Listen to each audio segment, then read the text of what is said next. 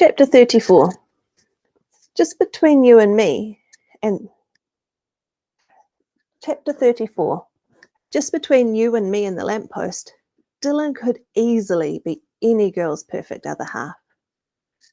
If I didn't already have a perfect other half, I might have been thrilled with the gift of my very own gorgeous mutant. The moonlight glinted off Dylan's dark blonde hair, which dipped in a wave over one eye.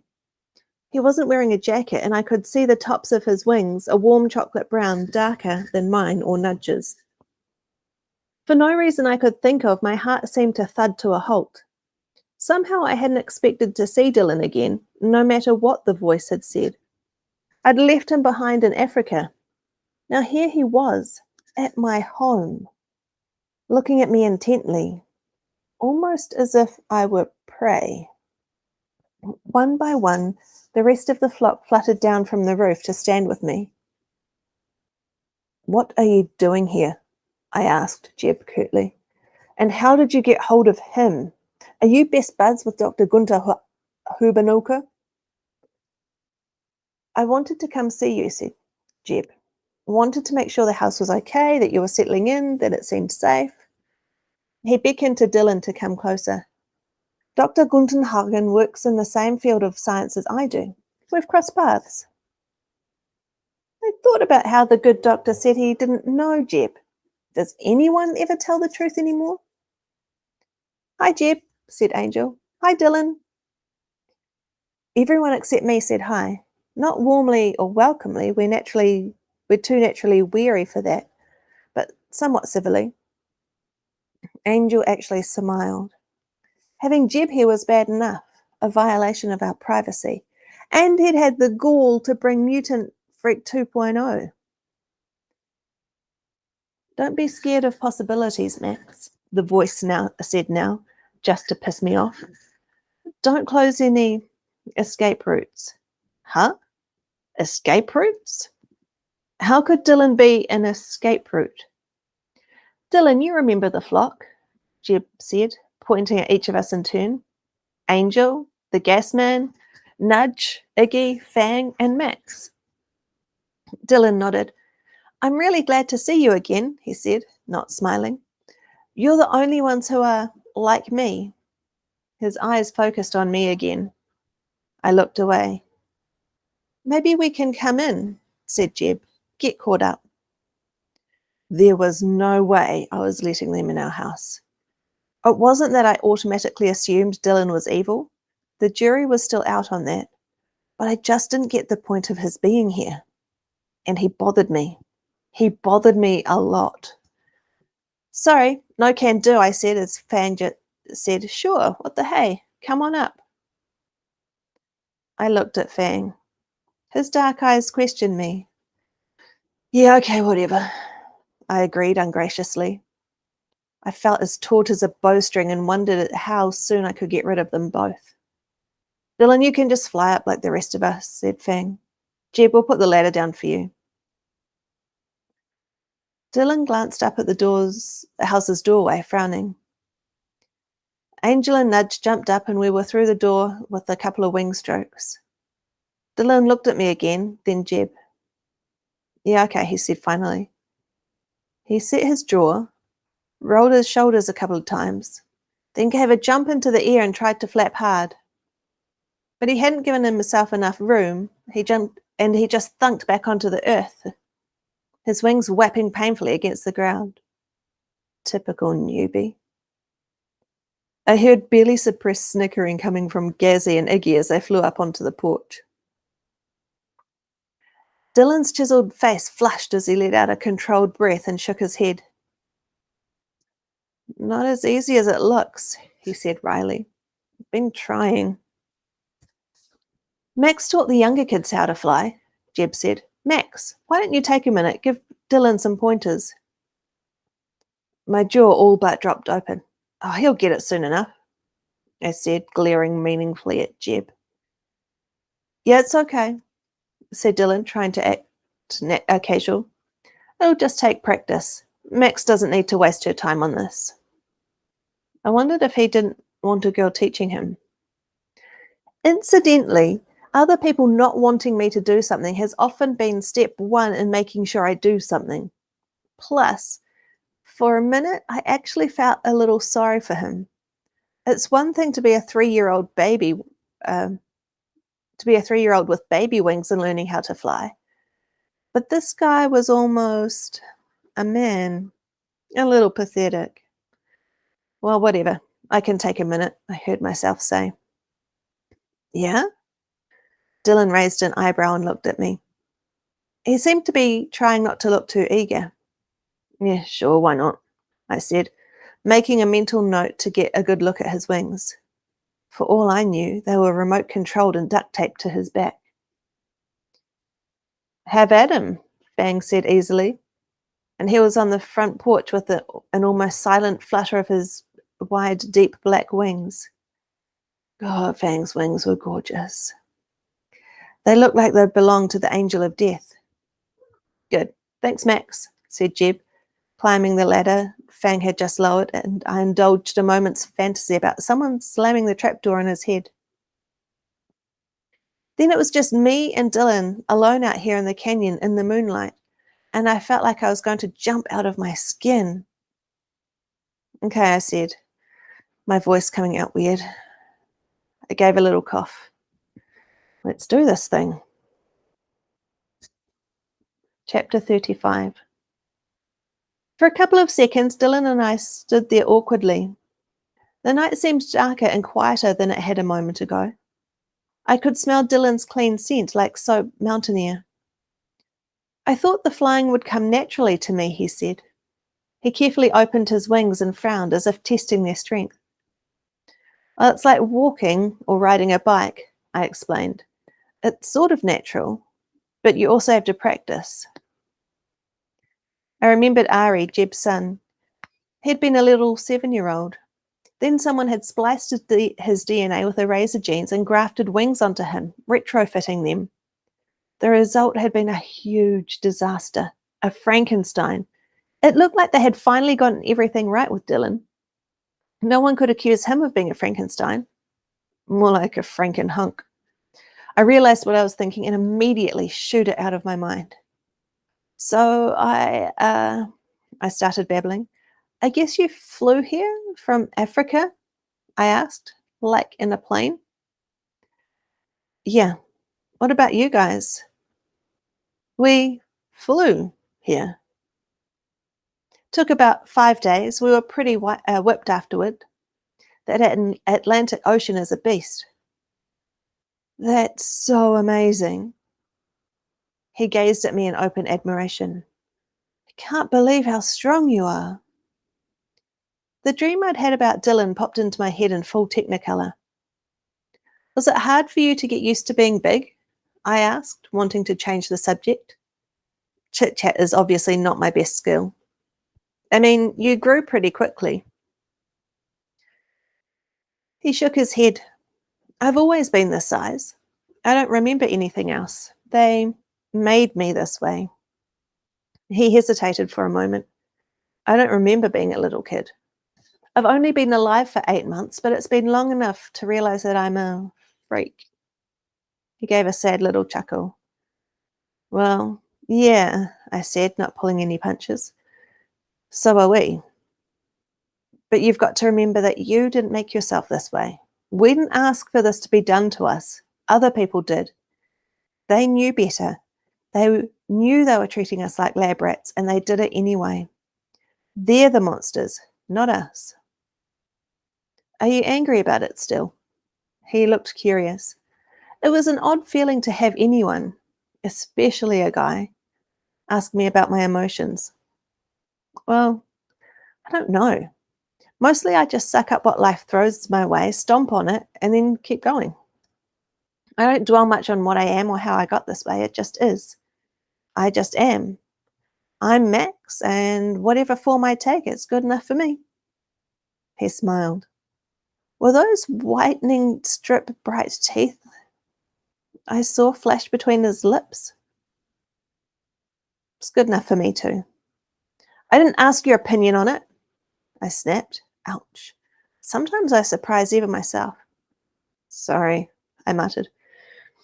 Don't be sorry, you're right, Dylan said smoothly. You didn't ask me. And it doesn't really matter what I think anyway. I'm definitely a beginner level freak. Well, we've had years, our whole lives, to get used to it and figure things out. You've just been thrown into the middle of it. Actually, it's kind of amazing that you're not freaking out. You can help each other, Max, said the unwelcome voice. You're perfect complements to each other. Shut up, I hissed under my breath, and Dylan looked startled. I didn't say anything. Gritting my teeth, I nodded. I know. It's just, I decided to take a risk and stared him down. I hear voices, okay? If you're going to be here, get used to it, or else keep your distance. If I'd hoped to scare Dylan away from me, he didn't seem disturbed much. Sure, Max, whatever. Okay, so flying, I started, taking a deep breath and focusing on the thing I loved most in the world. Flying is great. It feels great when you're doing it. It's fun, pure freedom. There's nothing better. Dylan smiled, a slow, easy smile that seemed to light up his whole face. So the first thing we're going to do, I told him, is push you off the roof. Chapter 36. How did it go? Jeb asked when we got inside half an hour later. Great, Dylan reported enthusiastically. I did it. Max is a great teacher. Before I had time to react, he put his arm around my shoulder and squeezed. He's a natural, I said, looking at Jeb and wiggling free of Dylan's arm. A quick study. Won't need much more help from me. I crossed the room and cut a piece of cake, feeling myself flush. The flock has been filling me in, Jeb said, and I see you all turned a year older today. Yep. I took a big bite of cake and perched on the sofa arm to eat it. Jeb had clearly taken in the remains of the birthday party, the cake, the balloons, the decorations. Years ago, he organised the parties and bought the presents and got the ice cream. Well, he'd given up his right to do that. We didn't need him anymore, not for anything. I hope it broke his heart. So, Jeb, why are you here? I miss you guys, Jeb lied. Knew him too well. I wanted to get you caught up on CSM stuff, and I wanted Dylan to see you again and vice versa. Being with the flock is exactly what Dylan needs. Already in half an hour, you've taught him more about who he is, what he is, than he's learned in 8 months. So how did you get hold of him? I asked. I thought he belonged to Dr. Hunkamunka. You just asked the doc to borrow him for a road trip? I'm standing right here, Dylan said, sounding irritated. But that's okay. Talk about me like I'm not. He crossed his arms over his chest as Jeb looked at him in surprise. That's the tricky part, Jeb, I said snidely. You guys are always stunned when your little creations, your science projects turned out to have mind of their own, to do stuff for themselves instead of falling into line with whatever you have planned for them. I pointed to Dylan. He's an actual person. He's alive, not just a bunch of genes that happen to function. When you're going to learn? When you're going to quit playing God? I didn't create Dylan, Jeb protested. But you brought him here so our skills could rub off on him, right? What about our skills of disobedience, independence, our inability to live in cages? My voice had been rising, and now I realized that everyone else had gone silent. What if all that rubs off on him? Jeb rose to his feet. I got you out of those cages, he snapped. You're also the one who put us in those cages in the first place. I was fuming. You always seem to forget that part. And you always forget I saved your lives, Jeb yelled.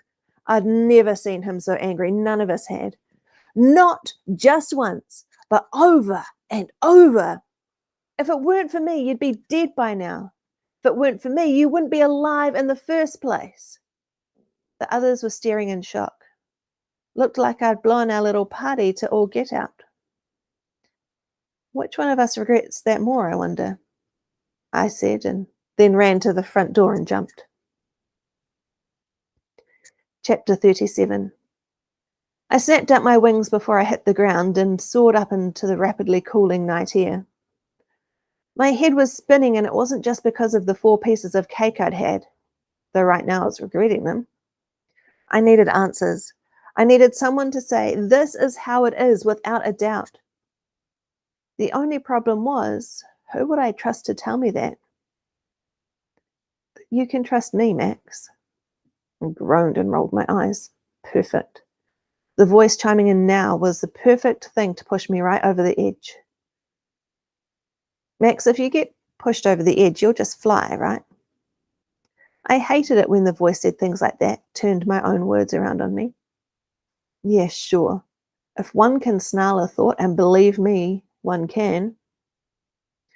I snarled that one. "But listen, voice, now that I have your attention, got a question for you.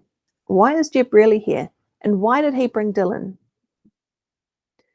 The voice was silent. My mind filled the silence with, could Jeb possibly be here to carry out Angel's prediction? To kill Fang? He'd brought us into this world. I knew he was capable of taking us out of it. And had he brought Dylan to replace Fang? If Dylan was here so Fang could be eliminated, then World War III was about to break out. I clutched the snake necklace Angel had made for me. Fang wore the matching one around his neck. He was my perfect other half. "I know you love Fang," the voice said, now not answering my questions. "Fang's an amazing guy, but you two have too much history together. Dylan has potential. Great potential." "No way!" I almost shouted out loud. "I swear I'm going to kick their butts out of here." "Jeb has his own reasons for being here," said the voice. "But I want you to think about Dylan, the possibilities there. He could help you." "Yeah? Like how?" I yelled inside my head. "He has incredible sight. He doesn't realize it yet, but he can see things happening far away. He can see people across oceans, maybe even across time." I was so shocked I stopped flapping. Only the wind yanking my wing muscles up tight made me snap out of it. That was exactly what my dream had been about. Dylan saying that to me. "Max, if you and Fang are together, there's only one flock. But if you and Dylan are together and Fang is leading a different flock, you're all twice as likely to survive in the event of an apocalypse." My fevered brain tried to process this. "And who would Fang be with? What other flock? Are they more like Dylan?" Again, the voice didn't answer me directly. Big surprise. "You and Fang are both too independent. You both tend to solve problems with force, violence. Dylan has different instincts, which broadens your possibility for survival." The voice was hitting me below the belt, and that it was using reason and patience on me. Totally unfair tactics. I lashed back. "This is too weird and stupid even for you," I thought scathingly. "Max, confront your fears," said the voice. Then it went silent. Chapter 38. I was still about half a mile from home when I smelled smoke. I sped up and my heart seized as I saw the too familiar bright flickering flames from inside the house. I swooped inside and skidded to a halt in the foyer. Our couch was in flames. Jeb hurried in from the kitchen, Angel right behind him. He had a big mixing bowl of water and Angel had a juice pitcher. They threw the water onto the couch where it barely made a dent in the blaze. "What's going on here?" I shouted as loud as I could to be heard over the din of bird kids yelping at one another. I lunged into the kitchen and grabbed a red cylinder out of the corner. "Any of you ever heard of a fire extinguisher?" I screeched as I put out the blaze. Everyone turned and started yelling at me. God only knows why. I covered my ears. "Where's Fang?" Nudge brought her hands to her hips, tears in her eyes. "Isn't he with you?" she asked. "He's always with you." Just then, to complete my perfect evening, the automatic sprinkler system finally detected the blaze and went off, spraying us all, soaking everything with cold water. I stood there, my hair getting plastered down. The couch sputtered and fizzled and filled the air with the scent of eau de wet and charred upholstery. I gave Gazzy my best, "You're in so much trouble," glare, and went out to the back deck to look for Fang. Out on the deck, I jumped the railing um, and balanced there, planning my search pattern. It wasn't long before I could make out Dylan's voice nearby. He was under the house, close to the edge of the cliff. I jumped over the railing and landed on the ground almost silently. I saw Dylan first, and then, with a flood of relief, Fang. They were standing tensely by a concrete piling. I could tell this wasn't like guys' night out. This is bigger than and you and what you want. Dylan sounded ice cold. It was actually the first time I'd heard his voice like that, and it was unnerving somehow. I'm telling you, the danger I saw today was real. Fang's voice was just as cold as Dylan's. Why should I believe you? We don't know anything about you. I get that, Fang. What matters is that I know a lot about her, Dylan said. Probably even more than you do. Fang's face showed dark fury. I might have witnessed the first bird kid boy fight in history if I hadn't bolted forward, my feet crunching on the gravel. Fang! They swiveled and saw me. Dylan looked taken aback, and Fang's expression was angry and shut.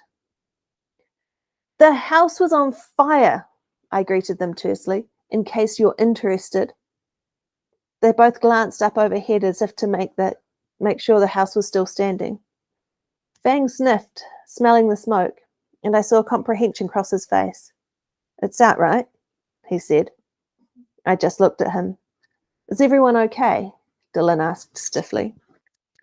I'm sure you had some super important and crucial reason for being out here, I said, my words like icy spikes, when the living room was going up in flames over your heads.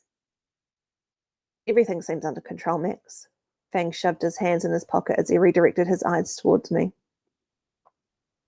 We were talking about you. Dylan, who hadn't yet learned that honesty isn't always the best policy, blurted out.